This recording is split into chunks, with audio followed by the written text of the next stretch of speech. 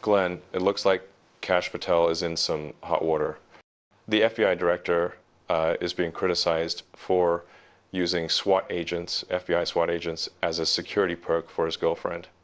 I'm going to put a quote up here on the screen from a former senior FBI agent. There is no legitimate justification for this. This is a clear abuse of position and misuse of government resources. She is not his spouse, does not live in the same house, or even the same city. So, first and foremost, what happens in the event that you have a clear abuse of government resources, and yet you are the person at the top of the food chain in an administration that seems perfectly content to abuse their positions? What happens is exactly nothing, unfortunately. What should happen, this should at least be taken up as an administrative matter. The person who is misusing government resources, government property, government funds, or government employees should be investigated by, for example, an inspector general, many of whom were, fired unceremoniously, if not unlawfully, by Donald Trump when he took office for his second term. There should be sanctions, there should be consequences. However, and even beyond that, Brian, if this is a violation of federal law, misuse of government property, it should be investigated by whom? By the FBI and the Department of Justice. Of course, when you're the director of the FBI, do you think you're going to order an investigation into yourself, even if there is adequate predication, enough evidence that you may have violated federal law? Of course not. But, this is not just an abuse of power, an abuse of government property, a potential abuse of government employees, these SWAT team agents who, you know what they should be doing in Nashville, where they are apparently providing security for Kash Patel's 27-year-old girlfriend, who is reportedly a country singer in Nashville. This SWAT team should be available at a moment's notice, on a second's notice, to respond to things like mass shooting, terrorist incidents, and other things that require immediate attention from FBI SWAT teams. But instead, they're providing security for Kash Patel's girlfriend. And as that former senior FBI agent said, as you just quoted, he happens to now be a law enforcement analyst on cable news. He said, there is absolutely no basis for security to be provided to an FBI director's girlfriend. Now, if it's an FBI director's wife, they happen to live in the same household, and there is a security need attendant to the FBI director's status or position, that has been done. But, this is really not something the FBI is in the business of doing, taking SWAT teams and, assigning them to security details for an FBI director's girlfriend. And that's the thing the part I want to dig into a little bit. This idea that the FBI's resources are not unlimited.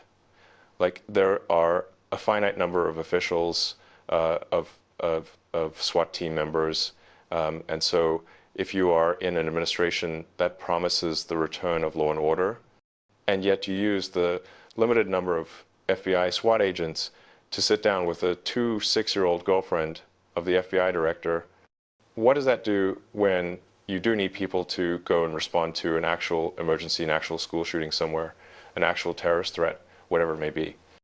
It endangers national security and puts all Americans at risk.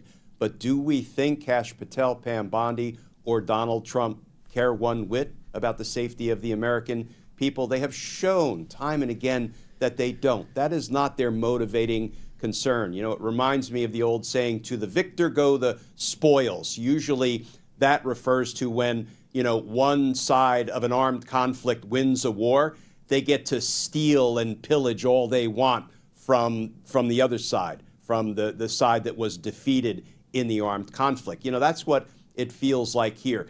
And Brian, let's not forget, this is on top of some more criticism that was heaped on Kash Patel when he did what? He used the FBI's $60 million government jet for what was described in the media as a date night. He used it to go see his girlfriend perform the national anthem at a wrestling event in Pennsylvania. Yeah. In how many ways does that sound wrong. And yet this is a recurring theme in this administration, the bait and switch that happened at the hands of all of these Trump administration officials. Remember, Kash Patel was one of a big chorus of voices who were singing about this idea that they're going to get accountability as it relates to Epstein. And not only have we not gotten accountability, but he's part of the administration that's right now suppressing all of these files. And of course, then you've got Donald Trump, who promised all of this populist agenda on the campaign trail: lower cost of housing, of rent, of groceries, of eggs. First thing he does when he gets into office, starts a trade war that raises the cost of everything. Promised to give free IVF. There is no free IVF. Promised to end the Russia-Ukraine war on day one. That war is still raging. Promised to release the Epstein files. He is the sole impediment to those Epstein files actually being released. And so on issue after issue after issue, Donald Trump, Kash Patel, Dan Bongino, all of these people who had promised one thing are showing that now that they've got what they need from people, which is their votes, they don't give a damn about them anymore. And they're perfectly content to completely roll them, make fools of them for even thinking for a second that they would govern in the same way that they campaigned.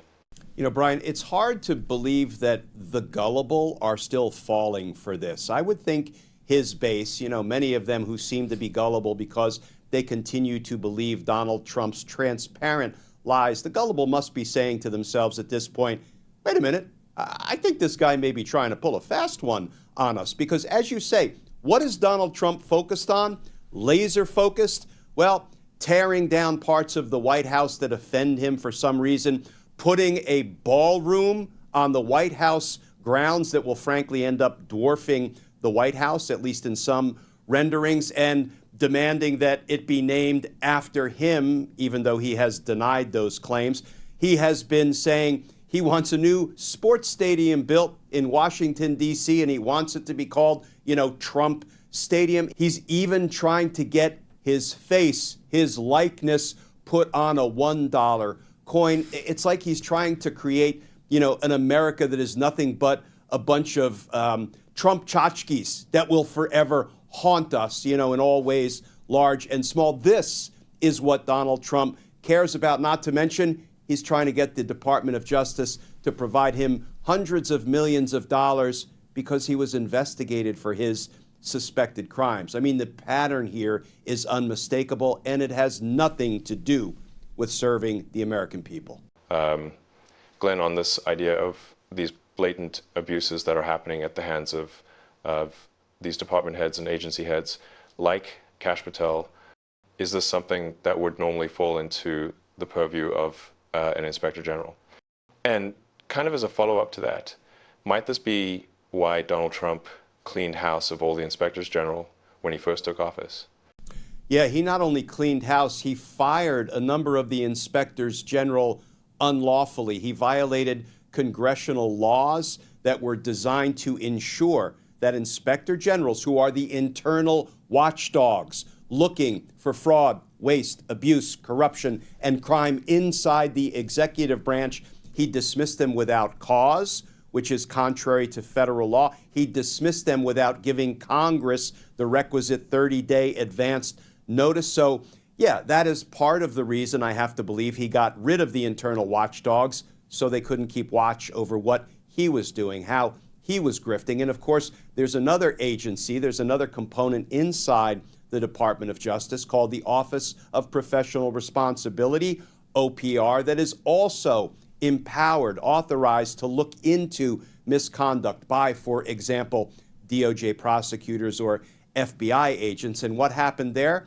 Well, Pam Bondi and Donald Trump fired the head of OPR, a gentleman named Jeff Ragsdale, who I worked with for decades at the D.C. U.S. Attorney's Office before he headed over to Main Justice, walked him out, and as best I can tell, they haven't even replaced the head of OPR, who would be the person responsible for heading up probes, internal probes of any impropriety by the FBI, by DOJ lawyers, by Pam Bondi, by Todd Blanche. So listen, again, you can only fool the gullible at this point, Donald Trump, because what he's doing is unmistakable. He's trying to get all he can for himself, and the American people be damned.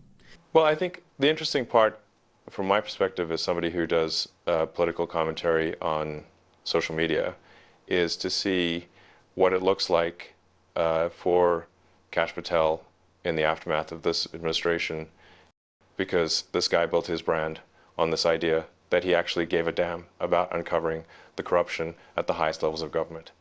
The Epstein files are a perfect distillation of that, because they perfectly encapsulate all of the corruption that's happening among a tranche of people at the highest echelons of government who seem unaccountable to the laws. Talk about two tiers of justice. These people are constantly protected, and Kash Patel built his brand on promising to expose those very people, and now he is an integral part of the administration. You know, in one of his interviews, he said that the person responsible for keeping Jeffrey Epstein's black book was the FBI director. Now, Kash Patel is the FBI director, and we don't have any of the information being released. And so it's going to be so interesting to see how a guy who built his brand promising to expose corruption, who is now engaged in the very protection racket that he once condemned, is going to be able to have an ounce of legitimacy when he tries to, pick back up on his podcast show in the aftermath of this. After spending, we're 10 months into this administration right now. There isn't an ounce of information that's being released as it relates to Epstein, thanks to this administration. They're the ones suppressing it. Thank God we've got the Epstein estate dropping these files. Thank God we've got the House Oversight Committee dropping these files. But if it were left to Donald Trump and Dan Bongino and Kash Patel and Pam Bondi, we wouldn't see a single piece of paper as it relates to Epstein. So it'll be very interesting to see whether Kash Patel thinks that he can pick up where he left off after basically becoming the very villain that he used to condemn. I actually think Kash Patel and frankly all of Donald Trump's appointed officials, cabinet members, flunkies will have their hands full when the rule of law comes back into the light of day, when Donald Trump leaves office, and those of us who devoted our entire professional careers to serving the American people, to enforcing the rule of law, to remaining loyal to the Constitution. I was one of those people as a career federal prosecutor. When those people go on the cleanup and accountability mission, and all of the folks who may have committed crimes as part of Donald Trump's cabal, hopefully will have their hands full dealing with criminal investigations and prosecutions where the evidence supports those investigations. And well, we'll leave it there. For those who are watching right now, if you'd like to follow along with legal news, whether it relates to Kash Patel and the FBI or any other legal news in this administration, please make sure to subscribe. Thank you.